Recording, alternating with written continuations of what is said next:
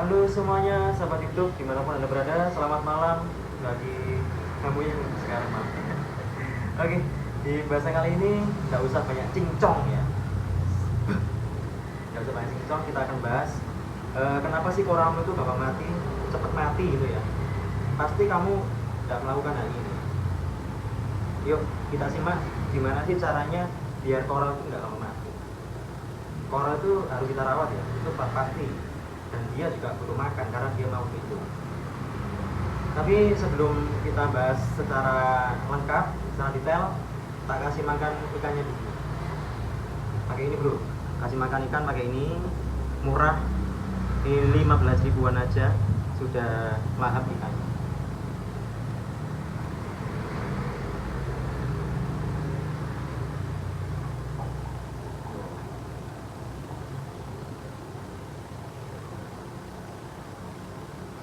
Sebelumnya mohon maaf kemarin yang live suaranya tidak ada ya, nggak tahu kenapa, ternyata settingan di HP-nya itu belum saya ganti.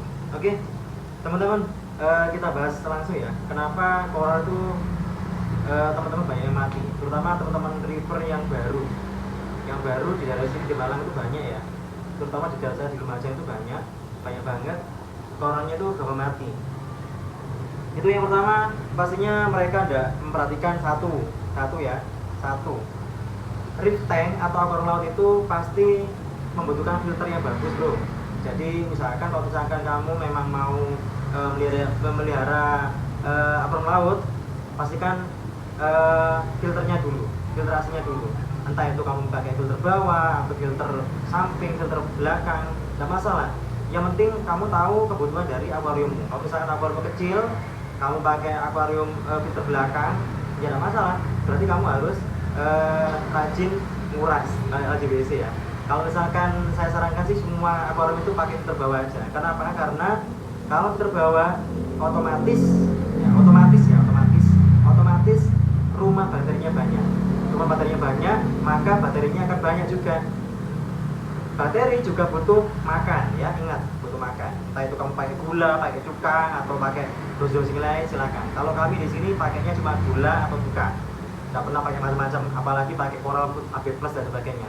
Kita kalau coral foodnya alami, paling-paling cuma udah rebon sama satu lagi WC ya.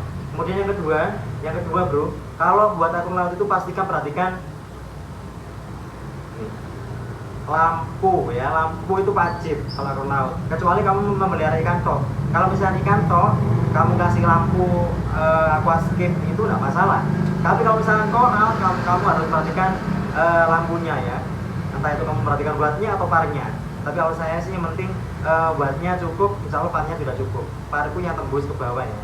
Tapi rata-rata kalau misalkan tukang lampu itu pasti sudah paham tentang par itu. Kalau saya sih nggak perhatian itu, yang penting saya pesan 90 watt misalkan, 90 watt itu tukang lampunya sudah paham, dan insya Allah nanti koralnya juga bagus.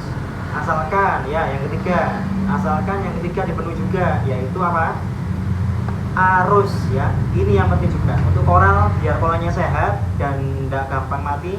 Perhatikan arusnya, usahakan pakai, yang saya sarankan kalau pelanggan semua itu pakai arus DC ya, yang bisa diatur kanan kiri, yang arusnya bisa gelombang. Kalau misalkan arusnya stagnan, pakai yang AC searah, itu koral nggak berkembang bro, kurang berkembang, kurang bagus, apalagi SPS ya. Kemudian yang selanjutnya yaitu penempatan koral. Sekarang tak kasih contoh koral yang sekarang sedang bleaching dan mau sekarat, mau mati. Sekarang saya scroll kameranya biar kamu kelihatan. Oke, ini displaynya Banyu Mili ya. Displaynya Banyu Mili ini ukuran 80 kali 50 kali 50. Sekarang tak scroll contoh koral di Banyu Mili yang sekarat. Ini bukan karena apa, ini karena penempatannya keliru ya. Contoh penempatannya keliru. Oke, sekarang tak scroll ya. Nah, ini ya, di sini displaynya Banyu Mili bro. Display Banyu Mili kurang lebih usianya sudah 2 tahun ini. Dan ini filternya filter bawah ya, wajib filter bawah ini. Filter bawah. Terus ini tidak pakai dosing, tidak usah pakai AB plus dan sebagainya. Kita di sini memang murni, nggak pakai gitu ya. Aliran natural ya. Aliran natural, cukup ganti air WC 2 minggu sekali. Kuncinya itu. Kuncinya sudah selain satu filtrasi, lampu, WC, arus, dan penempatan koral. Nah ini contoh koral yang sekarat di Banyumili ya. Bleaching ya, bleaching nanti ujung-ujungnya akan sekarat bro. Nih contohnya jamur ya. Jamur ini tergolong koral yang muda banget, tapi kalau misalnya penempatannya keliru dia akan mati. Jangan salah ya, kalau jamur itu sebenarnya juga ada yang bilang jamur itu untuk lampu nggak butuh. Salah ya, jamur itu nggak butuh lampu bro. Ini kenapa bisa sekarat memutih gini ya? Memutih ujung-ujungnya nanti akan meleleh ya. Tahu kan, kalian mesti pernah mengalami tiba-tiba jamur itu meleleh. Jamur meleleh terus tiba-tiba dia tuh seledeh dan sebagainya wis. Akhirnya nggak bisa selamatkan. Ya ini dari bleaching kemudian dari meleleh. Kenapa dia bleaching? Karena ini bro. Nah penempatannya. Ini ada waymaker ya, waymakernya Adman ini. Ini cahayanya tertutup oleh waymaker ke bawah ini ya. Tapi ini sudah digeser. Nah ini bisa-bisa yang ini kena jadi kayak gini juga ini bisa-bisa. Tapi ini nggak kena ini ya, nggak kena tutupan parah ya, cuma sedikit sih gini. Kalau yang ini dulu ketutupan WM ini. Jadinya dia itu bleaching ya, bleaching kayak gini bro. Jadi kalau bleaching itu penanganannya gimana? Penanganannya bleaching itu ditaruh di tempat yang kena cahaya lagi, arusnya cukup, insya Allah dia akan sembuh lagi ya. Yang penting dirawat dan konsisten ganti air wis, intinya itu ya, aliran naturalis, ganti air aja dan cahaya tercukupi. Ini perlu kalian tahu, untuk anemon jagung ini tidak pernah kasih makan, belas tidak pernah dikasih makan ya. Kasih makannya apa? Ganti air 2 minggu sekali itu bro, rutinkan itu tok. Nek kita sih itu ya, kayak ini, kayak donat-donat, otak-otak ya, otak-otak ini nggak ada yang kita kasih makan. Paling-paling kalau ingat ya, kasih makan udah rebon itu natural food ya, nggak pernah pakai macam-macam AB+ dan sebagainya. Oke, untuk hari ini cukup sekian ya live nya. Mungkin kalau teman-teman ada yang tanyakan silakan. Kayak ini ya, Monty Grafted ini juga kita nggak pernah kasih makan. Kasih makannya ya dari cahaya sama ganti air tok. Karena semua koral itu di alam kan ya, kalau misalkan logika kita kan di alam itu siapa yang ngasih makan? Yang ngasih makan ya sang pencipta ya. Dari cahaya dan air yang bagus itu tok kuncinya ya kan. Terus gimana kita itu memastikan nutrisi di air ini bagus ya? Kita ada test kitnya bro, pakai test kit NO3, PO4 ya, NH3 dan sebagainya. Untuk Big 3 kita nggak pernah ngecek ini Big 3 ya. Jadi SPS di sini nggak pernah dicek Big 3-Big 3-an. Yang penting rutinkan ganti ganti air 2 minggu sekali, rutin gitu guys, jangan sampai telat. Bahkan itu kayak polip ya, zoa-zoa itu dari Bambam, Sunflower, Lakers dan sebagainya, ini dia dulunya cuma satu, tempelkan di kaca hingga sekarang jadinya ribuan ya. Bahkan ada di nempel-nempel di atasnya anemon ini. Itu bro, kelihatan enggak? Itu kita sudah panen kemarin tapi sudah penuh lagi. Yang kasih makan cuma ini ikan ini tadi, atau sudah tak kasih makan ini ya. Nah makan. Terus jangan lupa perawatan yang utama dari kita adalah bakteri ya. Bakterinya kita sudah ada produk sendiri dari Banyumili. Itu bakteri kita 20.000 dapat 3 butir ya. Dan sudah kita buktikan di pelanggan kami itu pakai bakteri itu sudah jos ya. Om kalau WC nya pakai NSB nggak apa-apa, terserah pak. Kamu pakai NSB, pakai ASB, terserah. Asalkan kamu bisa memastikan air NSB-mu itu bagus ya. Karena di sini ada pantai selatan, itu pantai selatan di daerah saya Lumajang sana airnya tidak bagus. Jadi saya sarankan kalau di Lumajang itu airnya yang agak mentengah dikit ya. Kalau saudara saya di sana Mamat itu dia nyarinya agak rodok tidak minggir-minggiran, minggir-minggir airnya jelek. Jadi kalau airnya bagus ya tidak apa-apa. Taruh lagi ya, capek rek bro.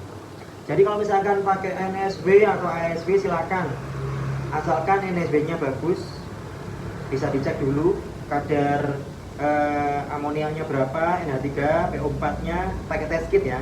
Usahakan kalau misalkan ngetes NSB air laut itu pakai test kit. Kalau misalkan kita tidak tahu nutriennya lebih baik langsung beli ke toko aja itu masih terjamin bagus. Karena di sini kita sudah ada langganan ya, jadi sudah diambilkan dari pantai. Pantai itu sudah bagus, terjamin bagus. Bukan pantai selatan. Pantai selatan itu banyak agak kotor bro. Jadi enggak jamin lah ya. Ya bisa, cuma untuk tumbuh kembangnya koral itu kurang maksimal, kurang bagus. Mending kalau misalkan kamu tidak yakin pakai ASB ya, pakai garam. Garam itu yang murah. Dulu sih aku di Nanotank itu pakai yang Blue Tracer itu. Blue Tracer itu sudah bagus. Kalau mau bagus lagi yang sudah terjamin merek Aqua Forest bisa. Terus merek ini Red Sea ya, Red Sea. Kalau selalu datang koral baru pasti pakai ini. Coral Deep ini saya sarankan ya. Kalau kamu beli koral, usahakan pakai Coral Deep. Ini Coral Deep ini agak mahal sih. Kalau aku sih biasanya nggak pakai Coral Deep, cukup pakai Betadine. Tapi kalau misalkan Betadine itu kadang-kadang untuk hama yang rodok bandel itu nggak bisa bro, harus pakai ini bro. Kalau hama mandel pakai Coral Deep-nya ini. Atau yang agak murah sedikit ada mereknya dari Black Sea ya, dari Black Sea itu murah Coral Deep-nya. Kalau nggak salah 60 ribuan. Kalau itu 100 ribu ke atas itu. Ada yang tanya lagi sebelum saya akhiri ya? Mana? Jadi gitu ya, kuncinya main koral itu gampang banget. Yang penting kamu rutin WC aja wis ya. Kalau saya sih rutin WC aja. Ke pelanggan-pelanggan sini cukup WC gitu. Untuk aliran dosing kalau mau rubah jadi aliran natural ribet nggak bang? Ini Pak, ini contohnya banyak ya. Apalagi pelanggan saya di Lumajang sudah banyak contohnya. Pakai dosing macam-macam. Dulu juga sudah saya praktikkan di aquarium nano saya. Saya sering pakai AB+, akhirnya apa? Acur ya. Sebelumnya itu nggak pernah lumutan, tiba-tiba lumutnya membludak. Apalagi kamu nggak pakai skimmer, wes dijamin lumutmu amburadul di aquarium ya. Usahakan kalau misalkan kamu mau pakai natural, dosingnya stop dulu, nggak usah pakai dosingan dulu ya. Kalau mau pakai natural, dosisnya di stop, kemudian langsung rutinkan WC stop. WC bakteri sudah. Kalau bakteri kita ada produk sendiri. Kayak gini lah ya, kapsulan gini. Satu kapsul ini ada 3, dapat 3 kapsul gini, itu harganya 20.000. Itu bagus, sudah kita buktikan di belakang kami, ya. Itu kalau natural, kuncinya di situ. Konsisten, nggak usah pakai dosing lagi, ya. Terakhir, pertanyaan terakhir saya jawab, kemudian saya live chat ya. Siap Om, terima kasih ilmunya, sama-sama. Oke teman-teman, sampai jumpa di pertemuan selanjutnya. Insya Allah akan saya bahas lagi tentang ilmu ya, tentang aquarium laut lah ya, masalah-masalah yang ada di aquarium laut. Oke, sampai jumpa di video selanjutnya. Selamat malam.